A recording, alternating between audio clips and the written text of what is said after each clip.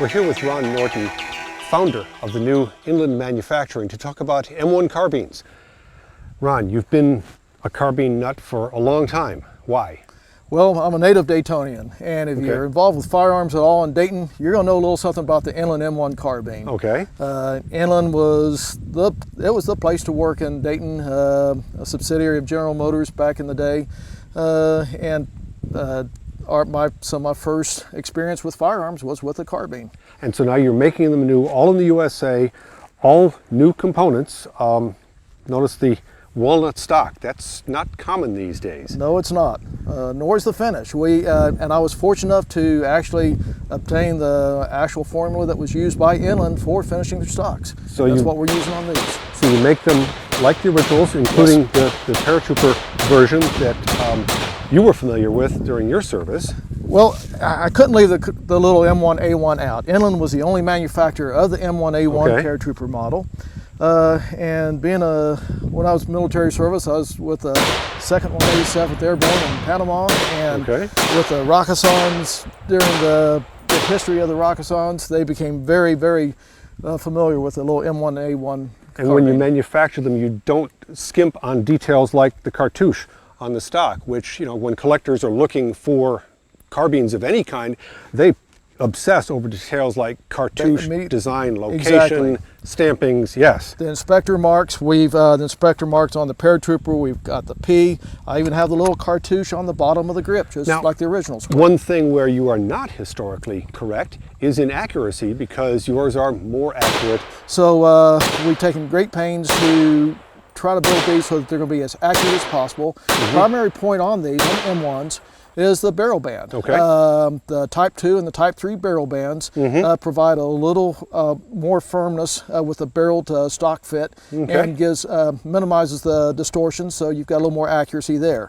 We've got very good bedding into the stock and a very tight receiver lug, so that we've got as accurate as possible as we can get this, and it's not unusual for us to get sub-MOA accuracy with an M1 carbine. Well, I have an original Inland carbine of my own, and maybe when we're done here, we can do some shooting, and you can tell me how I can tune my barrel band to make mine as accurate as possible, because mine is casually accurate. It's about as accurate as it needs to be. So if you want a really good looking carbine, better looking than my original, Inland Manufacturing, they're made new in the USA.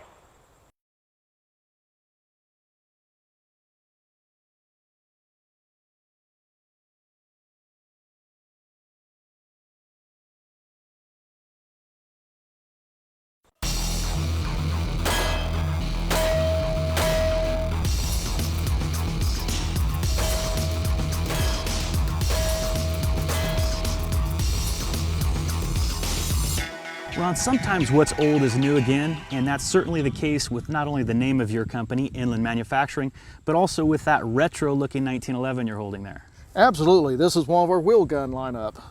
Along with our M1 carbines, I consider the 1911 and the M1 a wheel gun. Not a revolver, but there's a reason why the wheel's round. It works, and there's no reason to change it. 1911's been around for over 100 years. It's a very reliable and will be for, I feel, another 100 years, a popular handgun. As historically accurate as that pistol may be, that's probably not one I'd like to carry. Probably not. Well, we built this one to be a replica of the government model that was used during World War II. But we didn't want to leave you folks out that wanted to carry a 1911. This is a lot more user-friendly. I mean, this is the custom carry from Inland Manufacturing, and this is something I would definitely like to carry. Matter of fact, you might not get it back, but we'll talk about that in a minute.